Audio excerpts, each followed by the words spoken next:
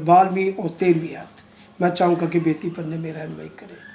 उसने जवाब में कहा, मैं तुमसे सच कहता हूँ कि मैं तुमको नहीं जानता। बस जागते रहो, क्योंकि तुम ना उस दिन को जानते हो ना उस घड़ी को। दाम के पाक नाम पढ़ से आमीन आमीन। यहाँ पर यीशु मसीह जो है कि वो फरमाते हैं, और यीशु मसीह जो है कि वो जो 5 बेवकूफ़ है उनके बारे यहाँ पर कि वो तालीम देते हैं। पाकलाम के अंदर के बेवकूफ़ों को ये कहा गया है कि, और कहा किसने है? बेवकूफ़ों को कहा गया, जवाब दिया गया, और जवाब दिया गया है, लेकिन किन को जवाब दिया गया?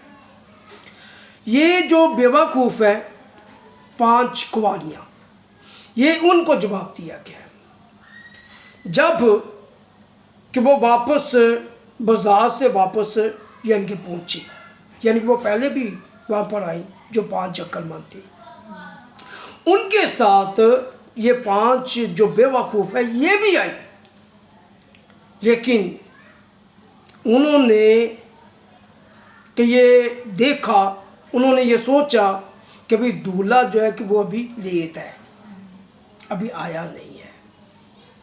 जो अक्लमंद है उन्होंने भी यानी कि उनकी तरह ही सोचा, बल्कि इन 10 का जो है कि वो ये प्लान था कि दूल्हा जो है कि वो अभी लेट है, कि हम क्या करें, हम कुछ आराम कर लें, हम सो जाते हैं, हम क्या करें, सो जाते हैं, कि दूल्हा जो है ना वो लेट है।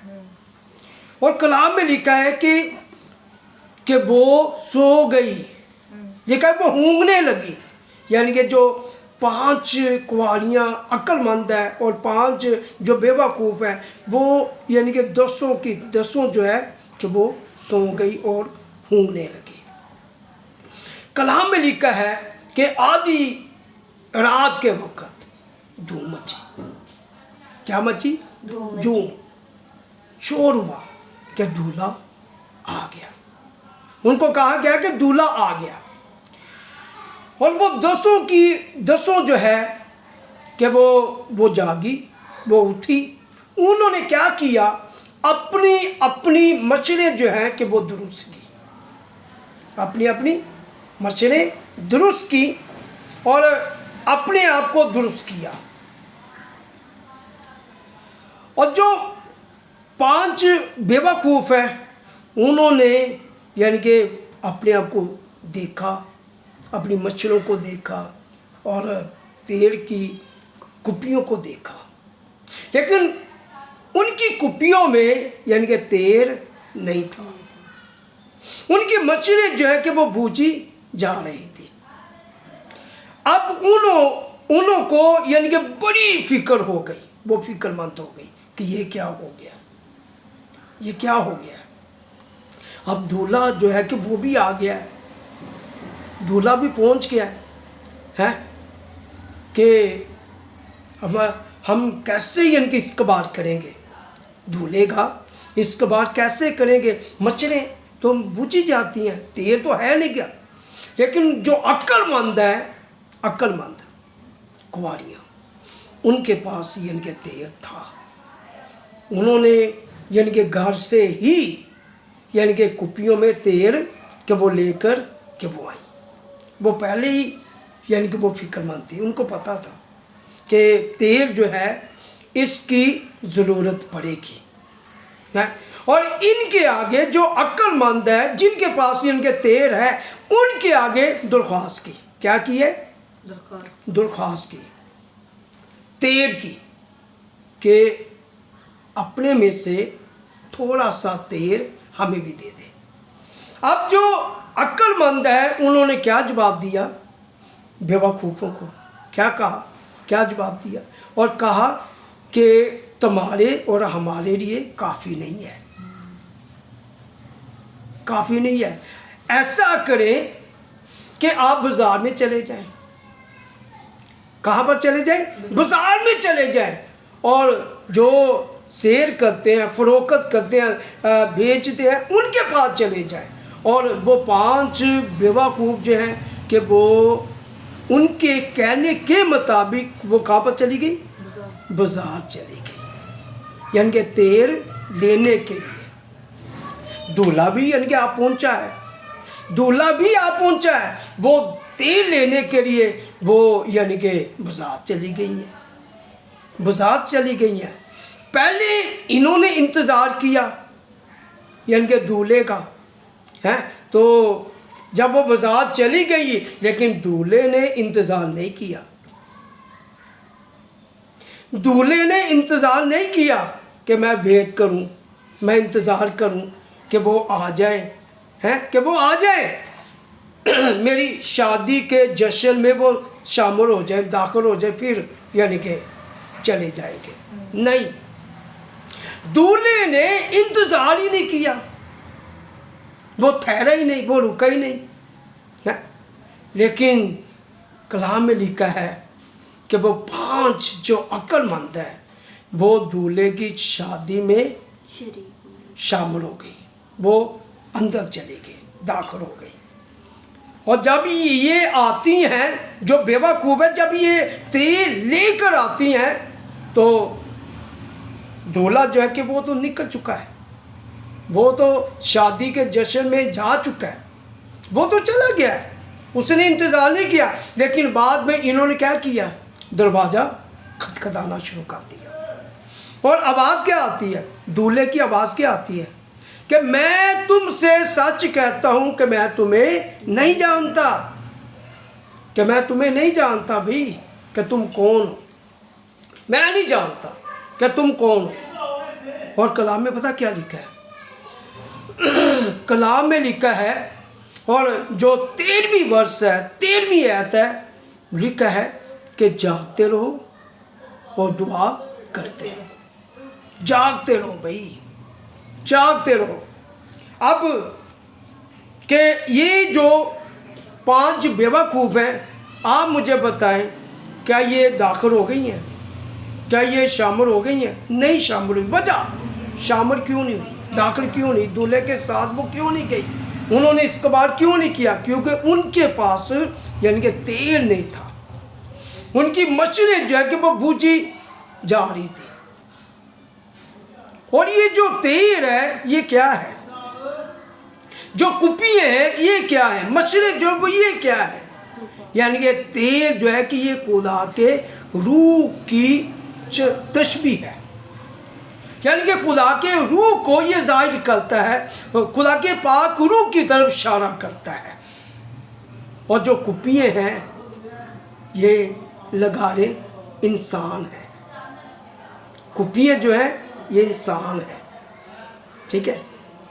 और आज भी याद रखें कि बहुत से चर्च यानी कि बहुत सी कलीसिया, बहुत से खादम कि वो रूह कुदस के बारे तालीम नहीं देते, नहीं देते, ना वो बपतिस्मे की वो तालीम देते हैं, पानी के बपतिस्मे की तालीम देते हैं, नहीं देते तालीम, ना रूह कुदस की वो तालीम देते हैं, ना ही वो पानी के बपतिस्मे की तालीम देते हैं। लेकिन यीशु मसीह ने, आप देखें, निकोदेमुस नू यीशु मसीह ने तालीम दी, यानी कि 3 बाब को आप देखें, बाबा निकोदेमुस को जब यीशु मसीह को उसने कहा कि ऐ रबी कि जो मोसे तू करता है कोई शख्स नहीं दिखा सकता कि जब तक खुदा उसके साथ न हो। लेकिन यीशु ने ये कहा कि यस, यीशु ने कहा कि मैं तुमसे सच कहता हूँ कि जब तक कोई शख्स, कोई इंसान पानी और रूह से पैदा ना हो कि वो आसमान की बादशाह में दाखिल नहीं होगा। यानी कि पानी का जो बपतिस्मा है इसका मतलब है कि ये ज़रूरी है। रूह कुदस का बपतिस्मा जो है कि ये ज़रूरी है फिर आसमान में जाने के लिए, आसमान की बादशाह में जाने के लिए, यानी कि रूह कुदस का बपतिस्मा ज़रूरी है भी, रूह का हासिल करना ज़रूरी है। इसके बगैर हम जा ही नहीं सकते, हम बेदार हो ही नहीं सकते, हम सरगर्म हो ही नहीं सकते, हम कायम रह ही नहीं सकते, हम मजबूत रह ही नहीं सकते। क्योंकि खुदा का रूह जो है ये क्या करता है? बेदार करता है। खुदा का रूह जो है ये हमें सरगर्म करता है, ये हमें कायम रखता है, हमें उन चीज़ों से हमें बचाता है कि जो हमारे लिए आसमान की बादशाह में जाने के लिए रुकावट का सबब बनती है। उन चीज़ों से पाक रूह जो है कि वो हमें बचाता है, यानी कि तेल हमें क्या करता है? हमें बचाता है, यानी ये पाक रूह हमें बचाता है।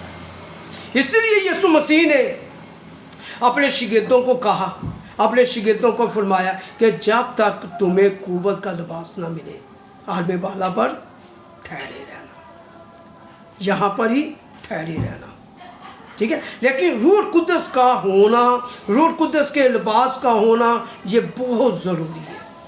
पाक रूह की नेमत का होना बड़ा ज़रूरी है, इसके बगैर हम कुछ भी नहीं है। यहाँ पर भी और हम आसमान की बादशाह में भी हम नहीं जा सकते, हम दाखिल नहीं हो सकते, ठीक है। लेकिन देखिए उनके पास तेल नहीं था, वो रह गई, वो रह गई इनके बाहर हैं, वो साथ नहीं गई हैं। अगर उनके पास यानी कि उनकी कुपियों में तेल होता, उनकी मच्छरें जो वो कभी ना पूछी जाती हैं, बल्कि वो जैसे यानी कि दूल्हा आ पहुंचा और वो भी 5 जो अक्लमंद है यानी कि उनके साथ वो भी शादी के जश्न में दाखिल हो जाती, चली जाती। और आज भी यीशु मसीह है यानी कि वो यानी कि हमें आगाह करता है। ये हमारे लिए आगाही है, हमारे लिए आगाही है, क्योंकि वो वक़्त आ रहा है, वो वक़्त करीब है, वो वक़्त करीब है, भी आ रहा है। इसलिए यीशु ने कहा कि जागते रहो कि तुम ना उस दिन को यानी कि जानते हो, ना उस घड़ी को तुम जानते हो। हम जानते हैं यानी कि उस दिन को कि कब यानी कि वो दिन आएगा, यानी कि कब यानी कि वो वक़्त आएगा, हम नहीं जानते हैं। फिर यीशु मसीह ने अंजीर के अंदर ये कहा कि खुदावन का दिन जो है कि वो चोर की मानत होगा। किसकी मानत? चोर की मानत। अगर चोर आज यानी कि किसी घर को, किसी फैमिली को वो ये कह दे कि मैं आ रहा हूँ रात को, तो मुझे बताएं वो फैमिली सोएगी? वो फैमिली जागेगी भी? क्यों जागेगी? अपनी जान को बचाने के लिए, अपने घर की जो चीज़ें हैं, सामान है, यानी कि उनकी हिफाजत के लिए यानी कि वो जागेगी, यानी कि हमारी जान का कोई नुकसान ना हो, हमारे घर की चीज़ों का कोई भी नुकसान ना हो, वो इसीलिए जागेगी कि भाई चोर ने कह दिया है, हमने जागना भी है, हमने सोना नहीं है, ठीक है। इसी तरह यीशु मसीह ने ये कह दिया है कि वो दिन जो है कि वो चोर की तरह होगा, चोर की तरह, कि यीशु मसीह ने ये हमें आगाह किया है, उसने हमें खबरदार कहा है कि होशियार और खबरदार और जागते रहो। क्या करो? जागते रहो। हमने जागना है, हमने जागना है। जागना जो है ये दुआ की तरफ इशारा करता है और खुदा में चलने की तरफ इशारा करता है कि हमने यानी कि खुदा में क्या करना है? चलते रहना है, चलते रहना है, हमने दुआ करते रहना है, दुआ में जो है वो लगे रहना है, उसकी परस्तिश में लगे रहना, उसकी हज़ूरी में हमने यानी कि चलते रहना, उसके कलाम को सीखते, कलाम को सुनते हमने रहना है। Hallelujah, hallelujah. ताकि जब भी हमारा खुदावन यानी कि वो दिन आए, यानी कि यीशु मसीह की आमद आए, यीशु मसीह यानी कि वो आए, तो हम यानी कि उसके साथ यानी कि आसमान की बादशाह में दाखिल हो सके, उसका इस्तकबाल कर सके। Hallelujah, hallelujah. यानी कि रूह कुदस का होना हमारे लिए ज़रूरी है भाई, हैं। अगर नहीं होगा तो फिर हम इनकी तरह यानी कि जो 5 बेवकूफ़ हैं, इनकी तरह हम भी यानी कि फिर आसमान की बादशाही से बाहर हम रहेंगे, हम दाखिल नहीं होंगे, पीछे रह जाएंगे। जागते रहो क्योंकि तुम नहीं जानते कि तुम्हारा खुदावन किस दिन आएगा।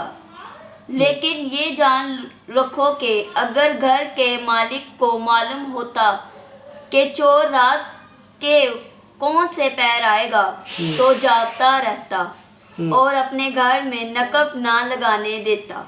हम्म, इसलिए तुम भी तैयार रहो, हम्म, क्योंकि जिस घड़ी तुमको गुमान भी ना होगा इब्ने आदम आ जाएगा। आमीन आमीन। यहाँ पर क्या लिखा है खुदा के पाक कलाम में? हम देखते हैं कि यीशु मसीह ने यानी कि अपने शिगिर्दों को कि ये कहा, यानी कि 26वें बाब में उसकी 42वीं आयत में क्या कहा कि तुम्हारा खुदावंद, कि तुम्हारा खुदावंद कि किस दिन यानी कि वो आए, यानी कि कौन से पहर यानी कि वो आए, यानी कि कौन से दिन यानी कि वो आ जाए। यानी कि यीशु ने कहा कि जागते रहो, जागते रहो। हमें जागने की हमें ज़रूरत है भाई। हमारा मालिक जो है, हमारा खुदावंद जो है, ठीक है, हमने उसके मुंतज़र हमने रहना है, मुंतज़र हमने रहना है, उसके इंतज़ार में रहना है कि हमारा खुदावंद जो है कि उसने आना है, कि हमने उसका इस्तकबाल करना भाई, उसका हमने क्या करना है, इस्तकबाल करना है, ठीक है ना। यीशु मसीह ने आगे नौकर और मालिक के बारे भी सिखाया, नौकर के बारे, मालिक के बारे।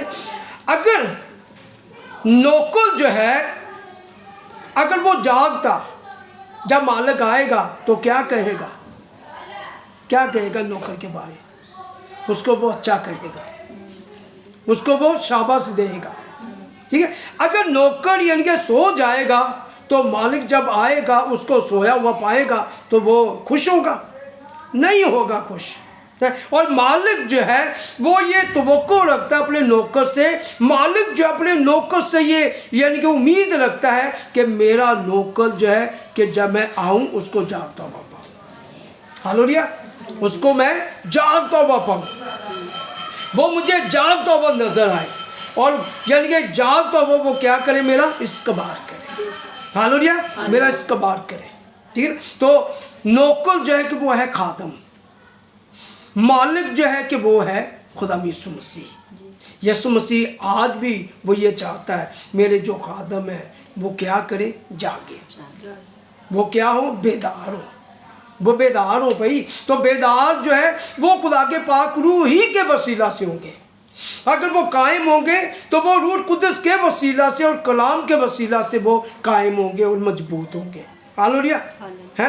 तो कलीसिया जो है वो भी यानी कि जब जागेगी है, यानी कि उस वक़्त वो जागेगी, उस वक़्त वो बेदार होंगे कि जब रूह कुदस उनके पास होगा, जब कलाम उनके पास होगा।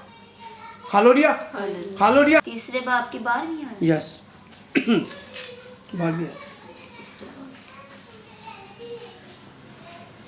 12वीं और खुदा के उस दिन के आने का कैसा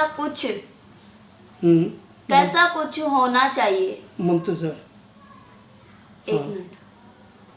और खुदा के उस दिन के आने का कैसा कुछ मंजर और मुश्ताक रहना चाहिए, जिसके बाइस आसमान आग से पिघल जाएंगे और जराम फलक